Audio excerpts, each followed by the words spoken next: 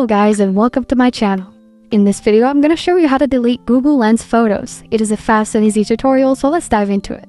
You need to be in your Google account to delete Google Lens photos, so open your Chrome browser. Here, make sure you're logged into your Google account. At the top right corner, you have your Google account profile picture. Tap on it. Here, you have the option Manage your Google account. Tap on it. At the top, you have several options. Select Data and Privacy. Now scroll down a bit to History and Settings. Under History and Settings, you have the option Web and App Activity.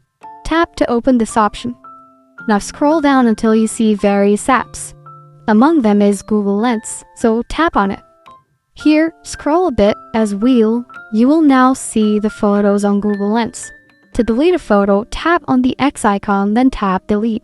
You can also delete all photos at once, so just tap on the drop-down arrow next to Delete.